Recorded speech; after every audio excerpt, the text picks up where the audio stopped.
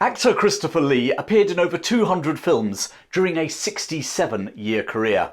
They included the James Bond classic, The Man with the Golden Gun, The Lord of the Rings, and most famously 10 times as Dracula in the Hammer horror movies. But what a lot of people don't know is that he served as an intelligence officer in the RAF during World War II. And more intriguingly, he also claimed that he served with Special Forces too. And yet he never went into any detail, which has led some to question whether he was embellishing his wartime experiences. It's all very intriguing. So join me as I try to find out the truth about Christopher Lee's wartime military service. Christopher Frank Carandini Lee was born in the upmarket area of Belgravia, London in 1922. His father was a lieutenant colonel in the 60th King's Royal Rifle Corps during the First World War, and his mother came from the Italian aristocratic family of Carandini. When he was 4, his parents separated, divorcing 2 years later. His mother remarried the uncle of one Ian Fleming. So Ian Fleming, the creator of James Bond 007, and Christopher Lee, the future Bond villain Francisco Scaramanga, were actually step-cousins.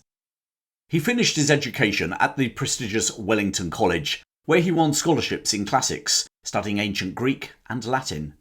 Languages were one of Lee's super skills. Apart from these classical languages, he was to become fluent in Italian, French and German, and had a good knowledge of Spanish and Russian too. On the other hand, his sporting prowess was not in the same league, and one of the few sports that he was passable in was fencing. That, rather like languages, he would call on later in his life, as you're going to find out. When his stepfather was bankrupted in 1939, Christopher Lee was pulled out of school before completing his education. He took a job as a clerk in the offices of an American shipping company in London. Just weeks later, Great Britain entered the Second World War. It's often forgotten that the Soviet Union used the opening months of the war to reoccupy the Baltic states who had broken away from the Russian Empire during the Russian Revolution, as well as eastern Poland. They then turned their attention to Finland, invading at the end of November. Christopher Lee volunteered to fight for the Finns against the Russians. Whilst he could shoot, the 17-year-old had no military experience and could not ski, 2 assets that the Finns were looking for in their winter war. So Lee ended up on guard duty, far from the front line. The war ended in March 1940 when the two sides signed a peace treaty in which Finland gave up about 10% of her territory to the Soviets. Young Christopher Lee returned to London, resuming his role as an office clerk in the shipping company, before joining the pharmaceutical company Beecham's in a similar role. Having served in the Home Guard, he then volunteered for the Royal Air Force. As part of the British Commonwealth Air Training Plan, Lee was sent to Southern Rhodesia, as it was known at the time, Zimbabwe now, to learn to fly de Havilland Tiger Moths. However, when he started to suffer from headaches and blurred vision, a medical diagnosed that an optic nerve had failed, and his flying career was over. But that wasn't the end of his war. Far from it. Remaining in the RAF, he transferred to Egypt for the North Africa campaign in 1942. There he was commissioned as an intelligence officer, attached to 260 Squadron. In his new role, he was responsible for helping plan bombing raids in support of the 8th Army's advance through Libya, sometimes as many as 5 missions a day. And with his fluency in languages, he was also responsible for decoding German and Italian ciphers. With victory in North Africa, his squadron were involved in Operation Husky, the Allied invasion of Sicily, and then the invasion of the Italian mainland. During the final Allied assault on Monte Cassino, Lee was nearly killed when a plane crashed on takeoff, and he tripped over one of its live bombs. By now, with the Western Allies sweeping through France and into the Low Countries, as well as steadily advancing up Italy, and the Soviets advancing from the east, the writing was on the wall for the Germans. German propaganda started to talk about making a final stand in an Alpine redoubt. Before I go on, if you've got this far, then you're probably enjoying the story. Please help me to feed the beast that is the YouTube algorithm. Give me a like, post a comment, or subscribe to my YouTube channel so you don't miss future videos. Now, let's get back to that Alpine redoubt. The Alpine Fortress, or Alpine Festung, was the idea of Heinrich Himmler. He envisaged the German leadership and army retreating to the mountains running from Bavaria through Austria to northern Italy, where they would make their last stand, something akin to sort of a European Iwo Jima. In reality, Hitler never endorsed the plan and it failed to materialise. Nevertheless, German propaganda was believed by the Allies and plans were being worked up for this final and no doubt bloody finale to the war against the Nazis. Promoted to flight lieutenant, Lee was pulled out of 260 Squadron and posted to Air Force HQ as part of the team planning for this final assault. As I just said, the Nazi last stand never took place, and towards the end of the war, Christopher Lee was seconded to the Central Registry of War Criminals and Security Suspects. In other words, the Nazi hunters. With his mastery of languages, by now he spoke French, Italian and German fluently, he was tasked with helping to track down Nazi fugitives. He later recalled, "We were given dossiers of what they'd done and told to find them, interrogate them as much as we could, and hand them over to the appropriate authority." He continued in this role until he was demobbed in 1946. Christopher Lee had had a pretty eventful war, although not in quite the same vein as fellow actor Richard Todd at Pegasus Bridge on D-Day. Or maybe he did.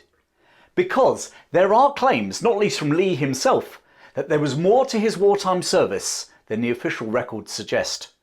And we're going to explore that secret story in a moment, because it's all very intriguing. But what we do know is that upon demobilisation, he pursued a career in acting. It would see him appear in over 200 films in the next 67 years. One of his first roles was in the classic 1951 film Captain Horatio Hornblower, which starred Gregory Peck in the title role. Lee appears as the captain of a Spanish vessel, which Hornblower captured. He later said he only got the role because he could speak Spanish and was able to fight with a sword. Ah, those old fencing lessons from Wellington College, and who says public school educations aren't worth the money? Incidentally, in that film, the boatswain's mate was played by a 23-year-old who just completed his national service, Stanley Baker. Baker would go on to produce and star in my favourite war film, Zulu. I bet it's the favourite of some of you too. But it was the Hammer horror movies that propelled Christopher Lee to stardom. He was to play the role of Count Dracula 10 times in total. This role of a tall, suave but menacing villain became his trademark. Possibly one of his most famous roles was as Francisco Scaramanga in the James Bond film, The Man with the Golden Gun. The film came out 10 years after Lee's step-cousin and 007 creator Ian Fleming had died. Later he played the corrupted wizard, Saruman, in the Lord of the Rings trilogy, and I'm going to share an intriguing story from the filming near the end of this episode. Knighted for his services to drama and charity in 2009, Lee continued acting until the end of his life. He finally passed away in 2015 at the ripe old age of 93. So, an incredible acting career, which deserves its own episode. But this story is exploring his military career in World War II, and some of it is shrouded in mystery. Because Christopher Lee claimed that he'd also been in the Special Forces. After his death, the British Forces Broadcasting Service, the official media arm of the British Armed Forces, claimed that Lee had worked with the Long Range Desert Group, the precursor of the SAS. Lee himself claimed he'd been attached to the SAS. Others say that he was attached to a smaller irregular raiding force, Popsky's Private Army. Whichever it was, it's all very exciting. But what did he actually do? There the trail goes cold. In his autobiography, Lee alluded to a wartime role both with the LGRG and SOE, which was conducting espionage, sabotage and intelligence gathering in occupied Europe. But he didn't go into much detail. Once, when a keen interviewer quizzed him about his SAS past, Sir Christopher Lee, as he was then, leaned forward and whispered, "Can you keep a secret?" "Yes," said the interviewer, spotting the scoop. "So can I," replied Lee. In another interview, Lee merely said, "I was attached to the SAS from time to time, but we were forbidden, former, present or future, to discuss any specific operations. Let's just say I was in Special Forces and leave it at that. People can read into that what they like." And that last line can be taken two ways.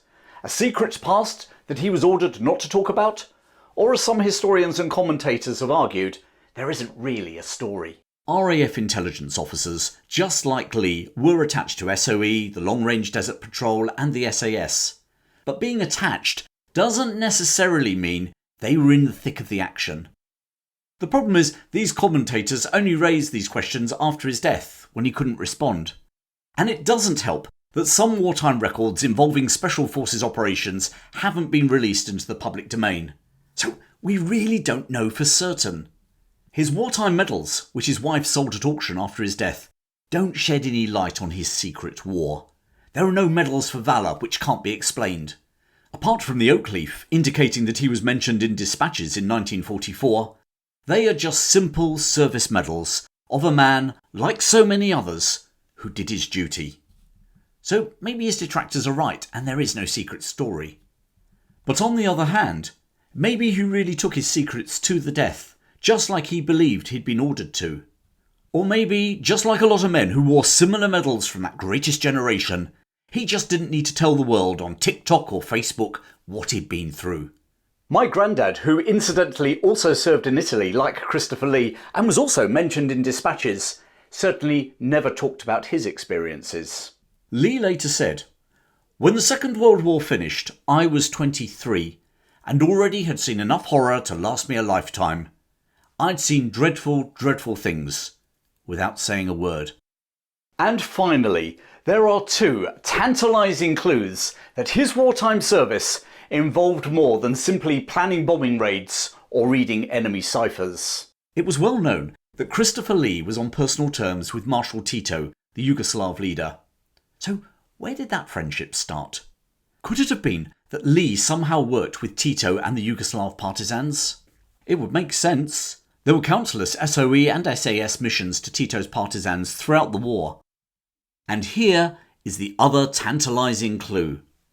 Nearly 60 years later, during the filming of Lord of the Rings, director Peter Jackson recalls Lee giving him some advice about the correct sound that the car should be making when being run through with a sword. "Have you any idea what kind of noise happens when somebody's stabbed in the back?" he said. "Because I do." Jackson recalls that Lee said that instead of a scream, the noise was more of a shocked, sudden gasp because the air was being driven out of the body. An interesting insight from an intelligence officer. If that wasn't enough, the director continues by saying that Lee then talked about a very clandestine operation during the Second World War, which he refuses to repeat. Until the day that every document from the Second World War is released to the public, we really don't know exactly what he did. What we do know is that in an acting career spanning 67 years, Christopher Lee was in over 200 films. That is more than impressive. We also know that he served his country, first in the Home Guard and then in the Royal Air Force in North Africa and Italy. His medals record that. Yet on top of all of that, which is a life well lived if ever there was one, he also claimed that he was with Special Forces during the war.